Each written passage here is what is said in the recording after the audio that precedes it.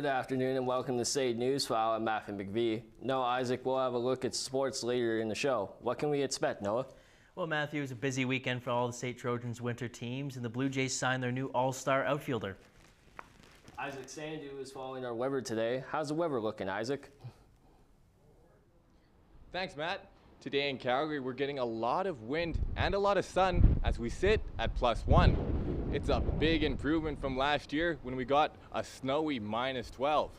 The record high for today, January 21st, was set in 1942 when we reached highs of +15. What's interesting is that the record low was set the very next year in 1943 when we reached a low of -43. We'll have a look at the rest of the weather nationwide later in the show. Back to you, Matt. Thanks, Isaac. Now here's a look at today's top stories. There's only one thing about Canadians that are talking about after President Donald Trump was sworn into office: trade tariffs. The president has made it clear that Canadian businesses will have to pay more to ship products to the United States. State reporter Nicole Matthews has more on Canada's reaction. U.S. President Donald Trump announced after his inauguration 25% tariffs could come into place on all imports from Canada and Mexico on February 1st. The day after Trump's announcement, Prime Minister Justin Trudeau says he's hoping to avoid tariffs, but also isn't ruling out our own retaliation on U.S. products. Of course, if the president does choose to proceed with tariffs on Canada, Canada will respond, and everything is on the table. Trump also said he will declare a national energy emergency in the U.S. to try and decrease gas prices for Americans and export more American energy. Alberta Premier Danielle Smith says she believes Americans can't get there without Canada's oil and gas resources. She's still in Washington and commented on the potential tariffs. We are far more reliant on the trade relationship with them than they are on us. And so trying a tit-for-tat tariff war without addressing the underlying issues, it's not going to go well for Canada. So I don't think it can hurt to try the diplomatic approach and try to take a win-win. Many small Calgary businesses export to the U.S., and tariffs would be a big setback. The Vice President of Policy and External Affairs with the Calgary Chamber of Commerce says Calgarians need to support the local economy to lessen the impact. We anticipate that many of those businesses, retail at the top of the list,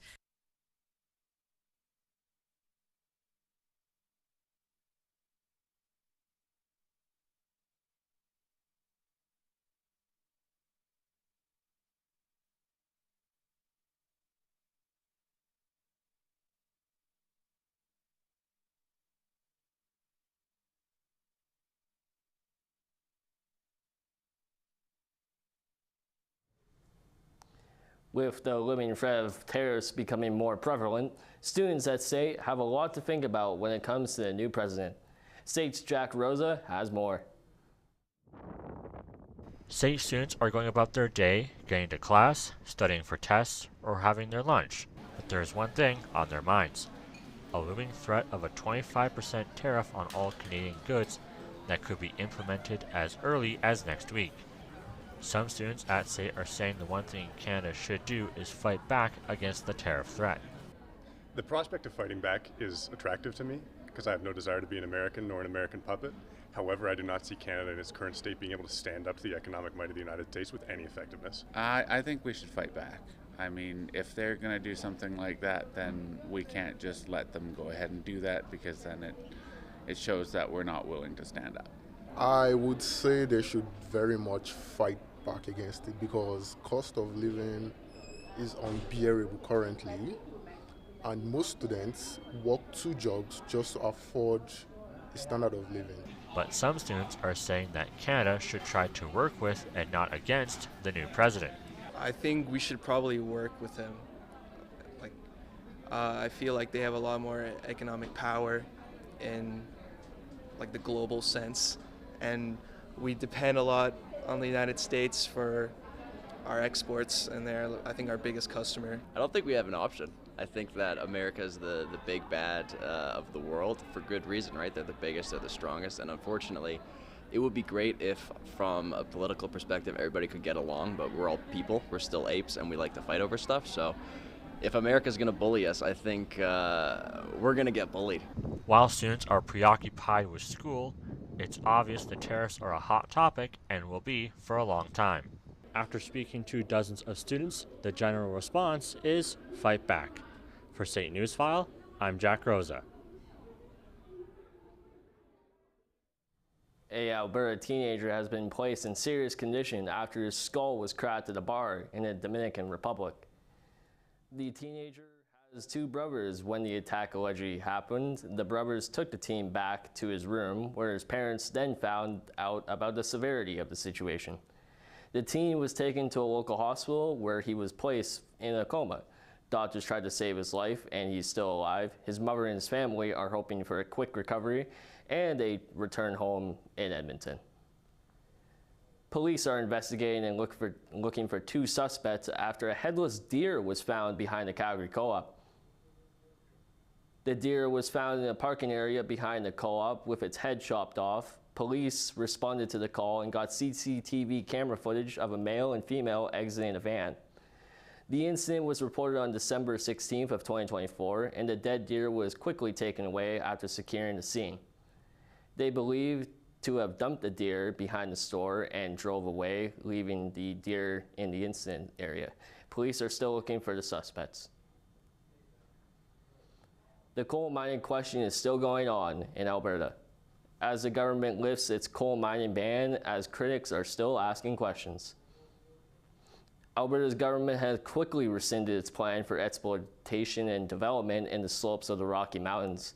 Critics say that the province has made this issue an open season by doing this action in its decision on renewed coal mining. This decision is influenced by the 5 major coal companies suing the government for $15 billion because of the policy changes of the provincial government. People who have struggled with addiction can have a hard time in a new job. Today, the Alberta government unveiled a new program to help make workplaces recovery friendly. Marco Atem has more. The Canadian Centre of Recovery Excellence has launched a new guide to support recovery in safety-sensitive and high-risk jobs.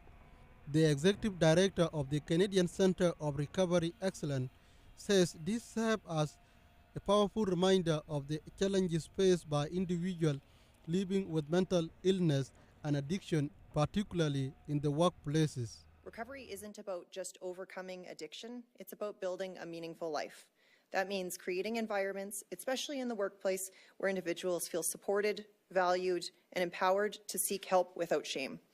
Alberta Minister of Mental Health and Addiction, Dan Williams, says the province is committed to creating recovery-friendly workplaces, emphasizing the importance of making every Albertan feel welcome and supported in their recovery journey. We need to get people the help they deserve, because every single human, every single Albertan living and working in this great province has inherent dignity, and they deserve an opportunity at recovery, to be a mother and a brother again, to be a family member, to help those who are suffering from addiction, I think, is one of the noblest causes and the most important things that we can do in government, which is why this announcement today is so important. The expert-informed guide document promote practical initiatives to foster and sustain recovery in safety-sensitive and decision-practical workplaces.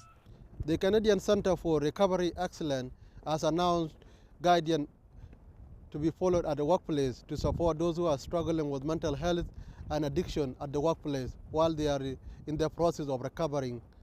Reporting for State Newsfile, I am Marco Atem.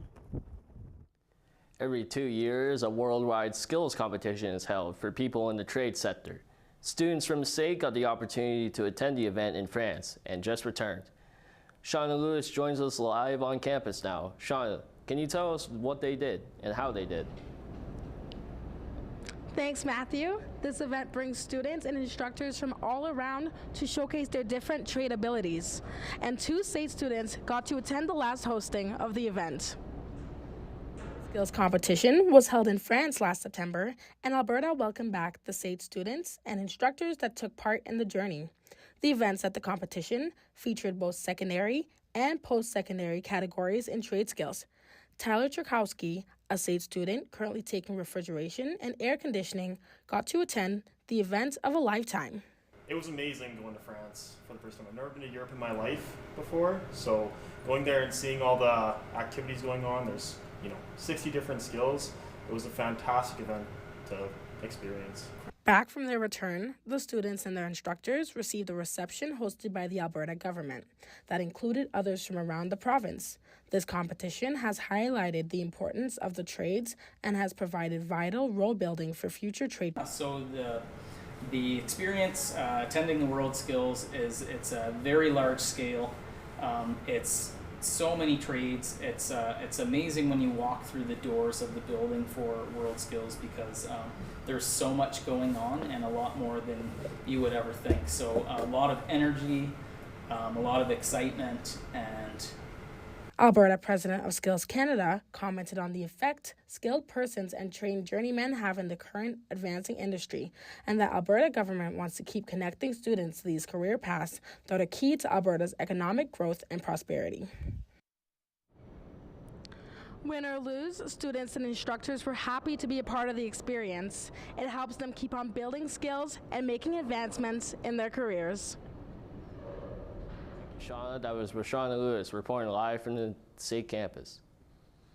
The winter semester at SAIT is just a few weeks old, and students are trying to juggle everything from mental health to exams. This week is a free student support fair and is underway. Haven Taber has this report. Students at SAIT had the opportunity to visit the Student Support Fair, which encourages academic support and personal development. The fair provides a platform for students to explore a variety of resources and services available to help them succeed both academically and personally. At the fair, students were able to engage with a wide range of booths and workshops, each focused on different aspects of student life. The Student Supports Fair, it brings a bunch of community members to campus, whether you're looking at academic advising, student development and counseling, or even just getting connected to the community. Throughout the fair, students were encouraged to connect with their peers and share experiences, broadening the sense of community at SAIT. They had everything from academic advising, games, and support for mental health. They had volunteers and SAIT employees running all the booths and offering information and help. Students also had the opportunity to win prizes and receive free goods. The fair offered a welcoming environment for students to learn about the support available to them. Honestly great, like you come here, you get a whole bunch of free stuff. It's an awesome time. Makes you so much happier with all the free stuff you get. The overall takeaway was pretty positive. It provided an opportunity for students to connect with peers, share experiences, and strengthen the sense of community at SAIT. The Student Support Fair offered a variety of booths enhancing the student experience here at SAIT. For SAIT Newsfile, I'm Haven Taber.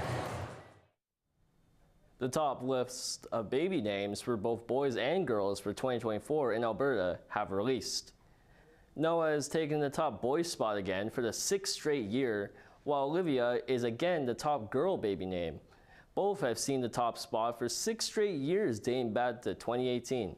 Over 50,000 babies had their names registered in Alberta for the survey over the past year, and Charlotte and Oliver are both in number 2 slots this year as well.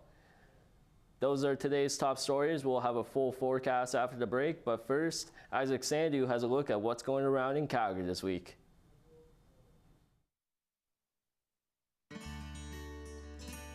SAIT is holding an event for tomorrow's Bell Let's Talk Day. Outreach wellness leaders will be in the stand grad from 11 to 1 to raise awareness about the importance of mental health. You can get your grad portrait taken this weekend from the 24th to the 27th. Darby Photos will be capturing photos from 9 to 6. Gowns will be available at the session in Heritage Hall. Chinese New Year celebrations will be taking place the next 2 weekends. Watch traditional lion and dragon dances and enjoy great food for free at the Chinese Cultural Center. The classic play A Streetcar Named Desire will be performed at the Max Bell Center. The award-winning stage play will be performed for nearly a month and prices will vary. The world's fastest speed skaters will be competing in the ISU World Cup at the Olympic Oval. Don't miss this chance to cheer on Olympic-level athletes as they compete for medals and world records. Tickets are on sale for as little as $15.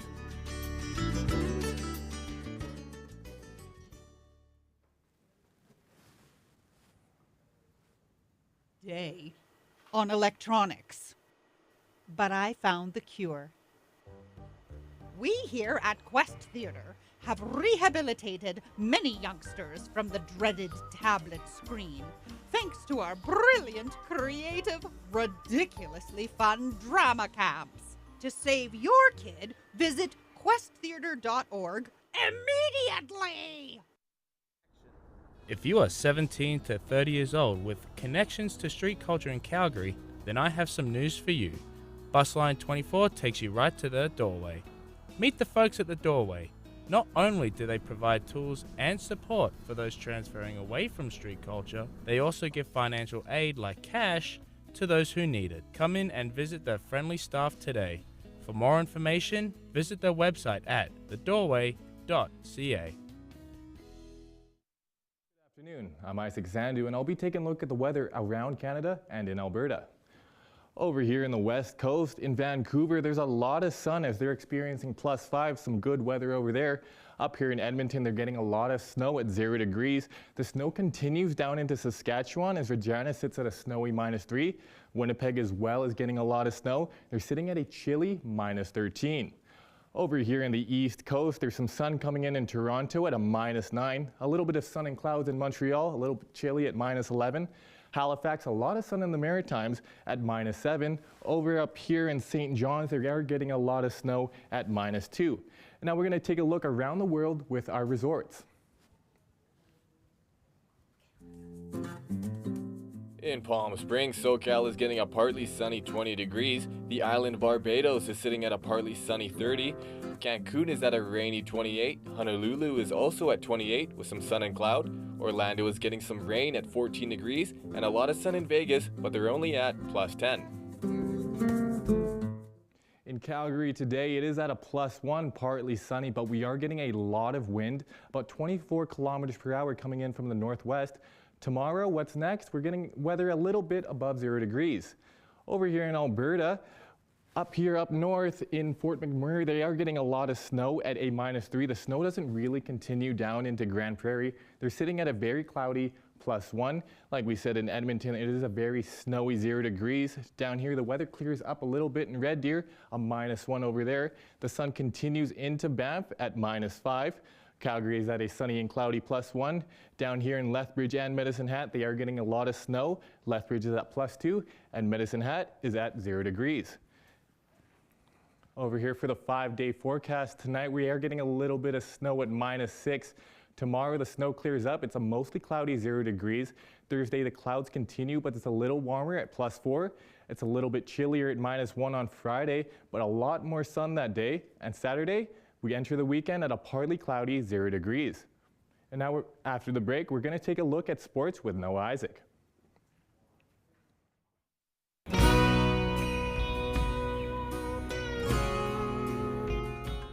Calgary Meals on Wheels aims to solve food insecurity. They deliver affordable, nutritious meals to people regardless of age, ability, or life circumstances. Calgary Meals on Wheels also delivers to 50 schools. With your help, Calgary Meals on Wheels can do so much more. Everyone deserves to be well fed. For more information, go to mealsonwheels.com. Hell, dude, I'm late for class. Didn't even hold the door. This is a clear example of what not to do here in Canada. Let me show you the right way. In Canada, there are many customs and habits that are different from where immigrants originally lived. Thanks, man. Much appreciated. Shukusi, this is the right way to do it in Canada. The Hong Konger Association of Calgary helps you integrate into Canada. Check out the website for assistance. Welcome back to State Newsfile. Noah Isaac now joins us here with a look at the latest highlights in sports. What can we expect, Noah? It was a busy weekend for the State Trojans, Matthew, and the Blue Jays signed their new all-star outfielder. Both the men's and women's Trojans hockey teams played 2 games this past weekend. The men's team split their weekend series against the Concordia Thunder. They won the first game at Winsport on Friday, 4-1, and were led by Brandon Machado, who scored 2 goals. They fell short on Saturday as they lost 7-5 in Edmonton. The men are tied for first in the ACAC standings with Briarcrest College after the weekend with a 12-4 record. The women's team also split their series against the Olds College Broncos as they lost 2-1 in a shootout in Olds. They came back and won 3-2 when they returned to Calgary on Saturday. This marks the third win for the women this season. In the men's 7-5 loss on Saturday, the Trojans had a couple multi-point scorers as the team's leading goal scorer, Dylan Clark, had both a goal and an assist. The ACAC league leader in points, Brandon Machado, was able to add to his lead as he collected 2 assists. For Concordia, Dylan Handel was able to grab a goal and 3 assists. Zachary Carlson was also able to gather 3 assists as well to help the Thunder top the Trojans. The women had 2 separate multi-point scorers in Saturday's victory, as both Esther Balema and Sarah Hoppins both had 2 assists. The Trojans, the ACAC's all-time save leader, Kaylin Schellenberg, came up big for her team once again as she stopped 43 of 45 shots she faced. State's basketball and volleyball teams were both in action this weekend as well.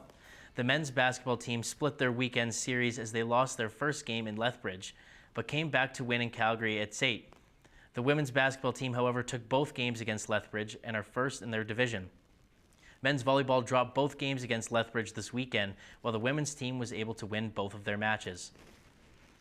Edmonton Oilers captain Connor McDavid has been given a 3-game suspension for cross-checking.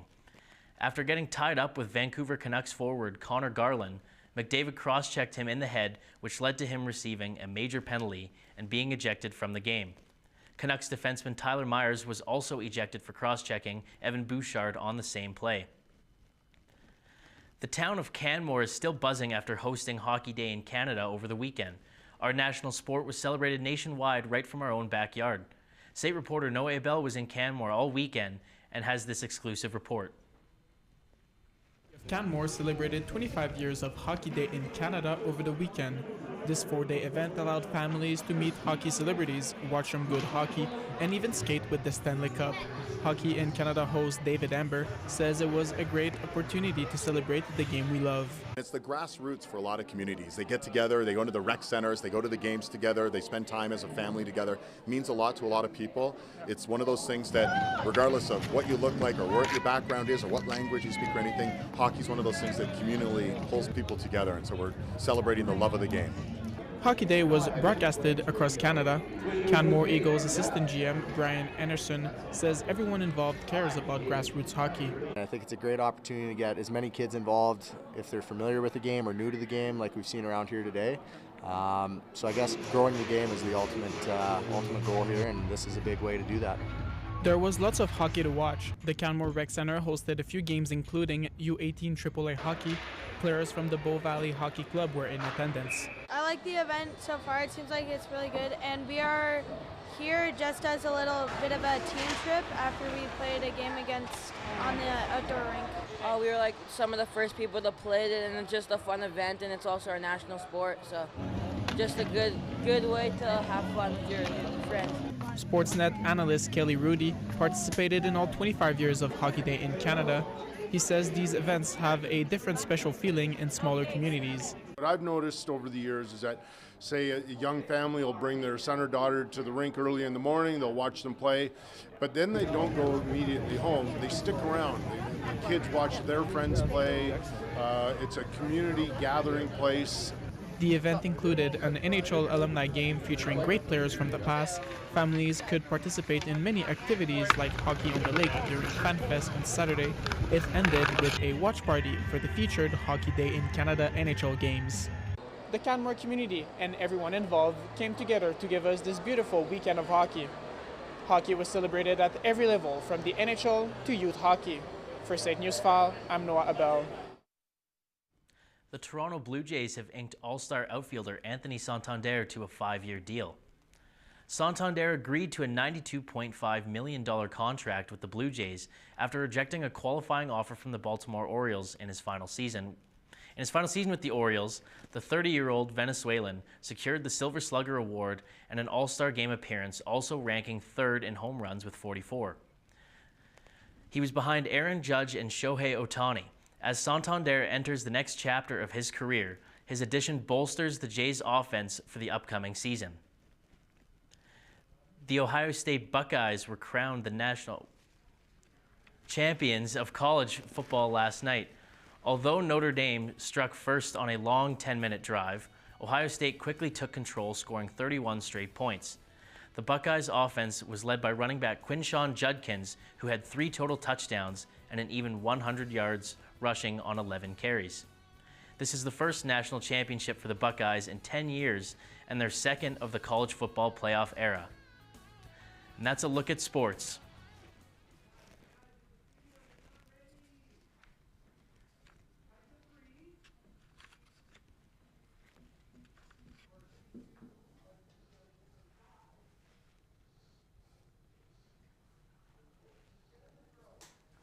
Thank you, Noah. And now we have Isaac Sandu to take a look at the 5-day forecast. Isaac, how has it been in Calgary? Well, in Calgary tonight, we're getting a little bit of light snow at -6. Tomorrow, it's going to be a slightly cloudy 0 degrees. And Thursday, it's going to be cloudy as well at +4. On Friday, it's going to be a little bit chillier at -1. And as we continue into weekend on Saturday, it's going to be sunny and cloudy at 0 degrees. Thank you, Isaac. And Noah, what are you going to do this weekend? Oh man, should be a good time with the NFL playoffs coming up. Go to commercial. We are going to cut to commercial very quickly.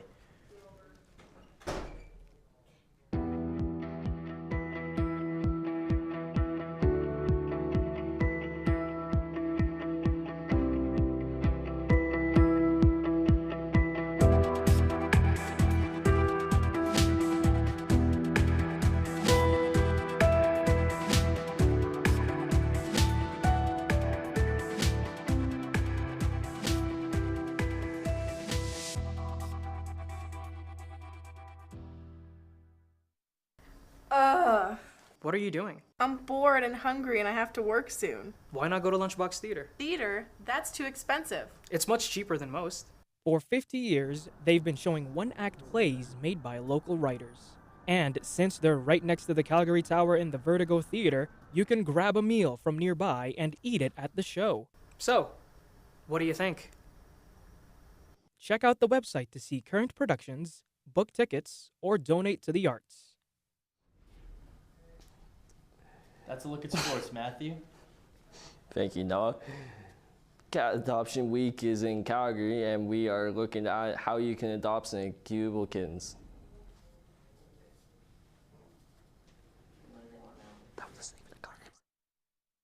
Can be challenging on its own, whether it's the perfect timing or wanting that companionship. Rolo, Bella, Mara, and Hank are a few friends with something to share. I rescued Hank when he was 4 months old at the end of July in 2022. I rescued him from ARCS, which is Alberta Animal Rescue Crew Society. I knew I wanted to rescue. That was a non-negotiable. There's so many wonderful organizations in Calgary and surrounding areas. Adopt, don't shop, even if it's a dog, critter, cat, anything.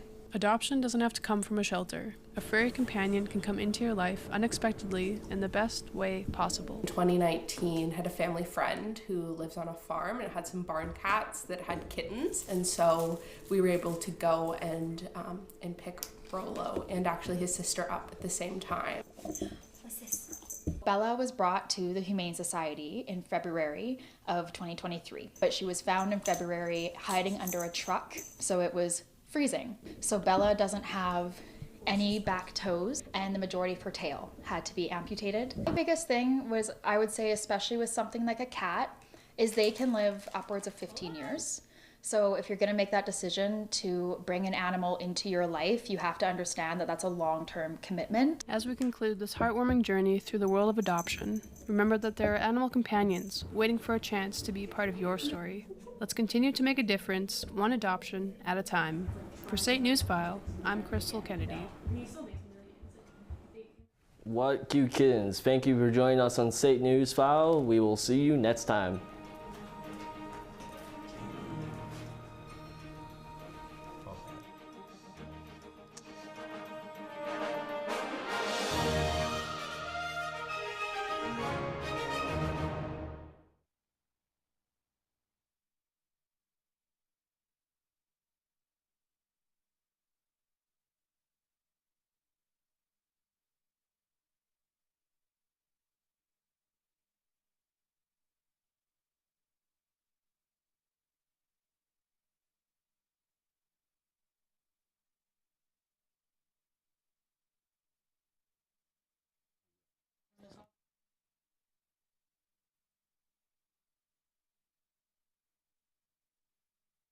much as.